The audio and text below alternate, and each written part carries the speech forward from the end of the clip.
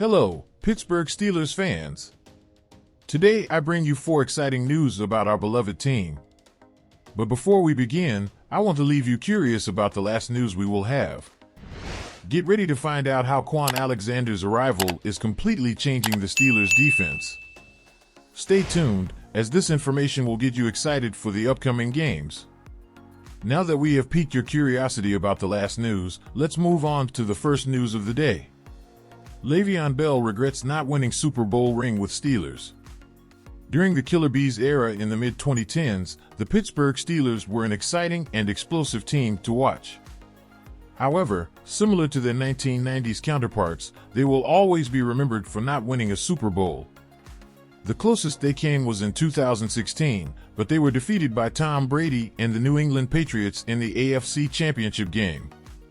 The 2017 divisional round game against the Jacksonville Jaguars was another missed opportunity despite finishing the regular season with an impressive 13-3 record. In a recent interview with Brian Dardo of CBS Sports, former Steelers running back Le'Veon Bell discussed the disappointment of not obtaining a Super Bowl ring during their prime. "We didn't get a ring. I look back on it, we could have had a ring, but injuries plagued us," Bell said. "We lost to Jacksonville. We couldn't stop Leonard Fournette for nothing. If we had Shazier, that's a totally different story." Fournette's outstanding performance, rushing for 109 yards and 3 touchdowns, led to Jacksonville upsetting Pittsburgh with a score of 45-42. Despite a remarkable comeback from a 35-7 deficit, the Steelers' defense failed to secure a crucial stop late in the game. As Bell mentioned, the absence of inside linebacker Ryan Shazier, who suffered a career-ending spinal cord injury in Week 13, had a significant impact on their defense. Shazier was having an exceptional season before his unfortunate injury. Before the divisional round game, some Steelers players displayed overconfidence. Le'Veon Bell's tweet before the game read, "I love round twos, we'll have 2 round twos in back-to-back weeks." This referred to the Patriots, who had previously defeated the Steelers in Week 15 following the controversial Jesse James reverse touchdown catch. Additionally, Steelers free safety Mike Mitchell's quote in a Sports Illustrated interview further fueled their determination, stating, "We can play the Patriots, and hell, we can play them in Haiti, we can play them in New England, we're gonna win." Le'Veon Bell also revealed how his groin injury during the 2016 AFC Championship game in New England deflated the entire team. In the preceding 2 weeks, Bell had impressive rushing performances of 167 and 170 yards in the Steelers' playoff wins over Miami and Kansas City. Unfortunately, he suffered the injury in the first quarter and could not return to the game. Without Bell, the Steelers became one-dimensional, and Bill Belichick's game plan focused on double-teaming Antonio Brown. Adding to their woes, Martavis Bryant was suspended for the entire season due to multiple violations of the league's substance abuse policy. As a result, the Steelers relied on secondary wide receivers like Eli Rogers, Sammy Coates, and Kobe Hamilton. "The game plan was resolved so much around me," Bell told Dardo. "New England's outside rushers would peel and guard me like a receiver. So our game plan was to kill them the whole game with me running routes out of the backfield. All of that had to go out of the game plan as soon as I went down. The majority of the game plan is out the window now. We started being super pass heavy," Bell recalled. "All that year, Ben had crazy games. So even when I got hurt, everyone was so confident. What I should have done a better job of, I shouldn't have showed my teammates that I'm hurt and I'm not coming back in.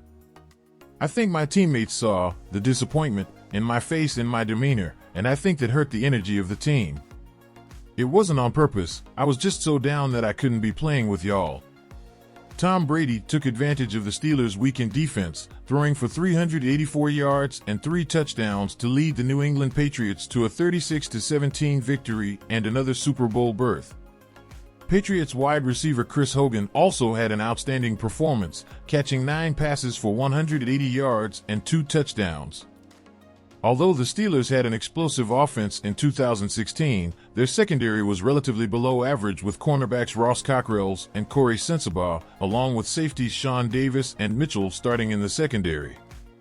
Even in the absence of key players like Brown, Bell, and D'Angelo Williams due to injuries, the Steelers came close to upsetting the eventual Super Bowl champions, the Denver Broncos, in the 2015 divisional round. However, the 2016 and 2017 seasons were the big missed opportunities for the Steelers to secure their seventh Super Bowl title. Losing Shazier in 2017 undoubtedly hampered their chances of lifting the Lombardi Trophy. Bell's point that having Shazier could have changed the outcome in 2017 holds validity. Now, let's delve into another missed opportunity for the Steelers. Steelers GM Omar Khan addresses RB market, Naji Harris.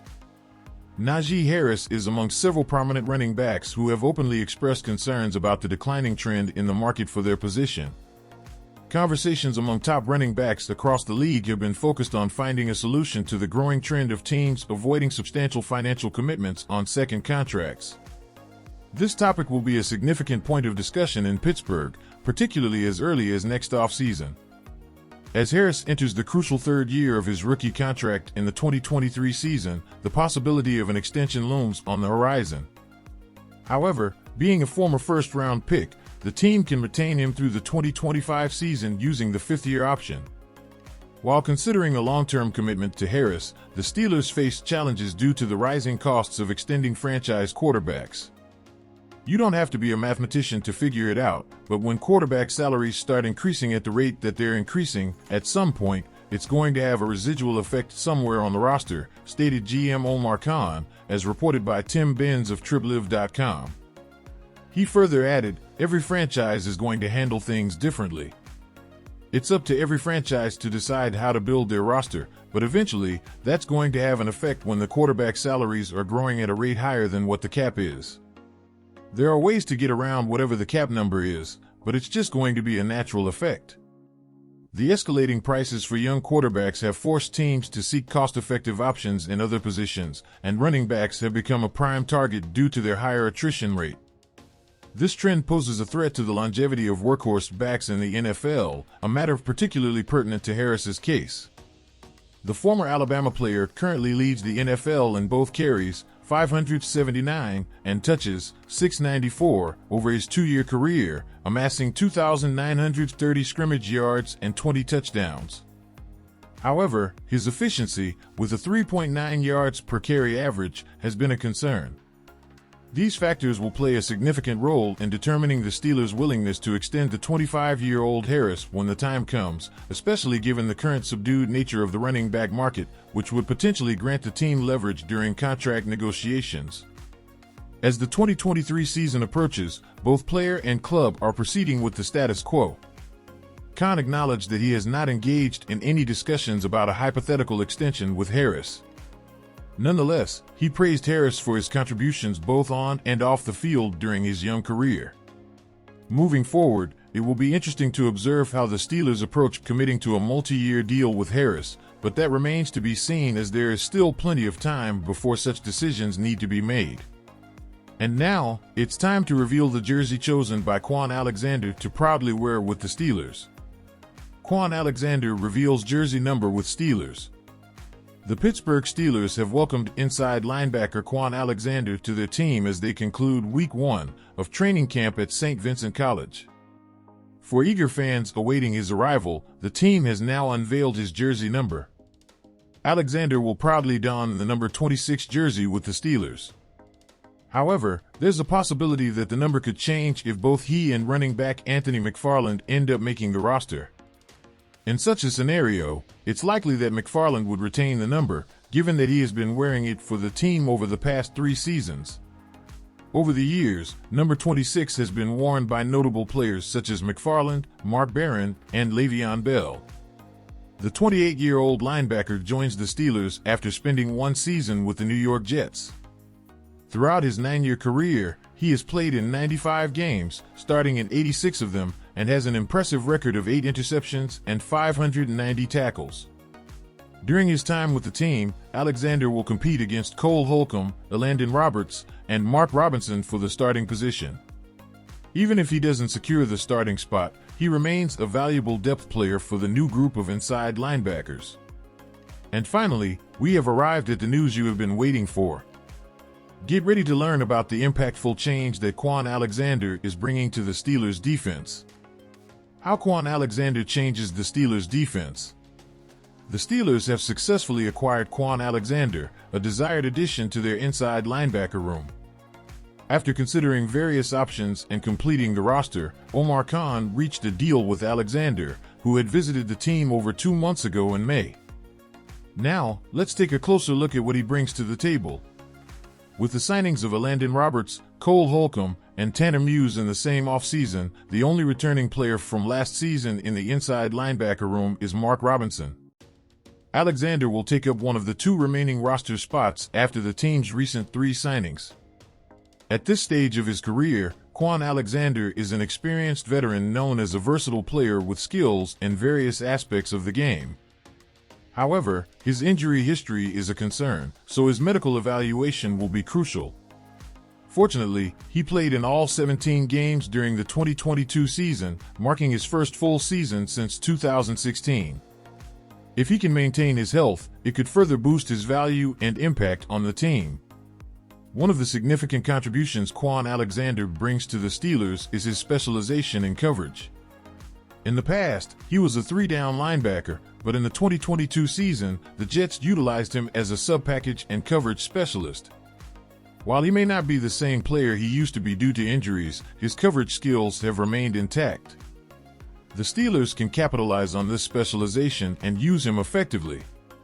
With Alexander focused on coverage, Elandon Roberts can now thrive in a rundown role in the base personnel. Roberts performs at his best when he can play downhill and focus on stopping the run, rather than handling side-to-side movements and covering running backs. The Steelers aim to recreate the 3 inside linebacker rotation they used last year with Miles Jack, Devin Bush, and Robert Spillane. The diversification of styles in the inside linebacker room allows the Steelers' defensive coaches, Terrell Austin and Mike Tomlin, to employ various schemes confidently. The competition on the field will be intense, and the linebackers now possess the versatility they need, with different archetypes fitting well into a scheme that can adapt to multiple situations. Alexander's coverage-first approach fills a crucial gap that the team was previously missing. So, Steelers Nation, those were the exciting news we brought today about our beloved team. I hope you enjoyed it and got excited about the prospects for the upcoming season.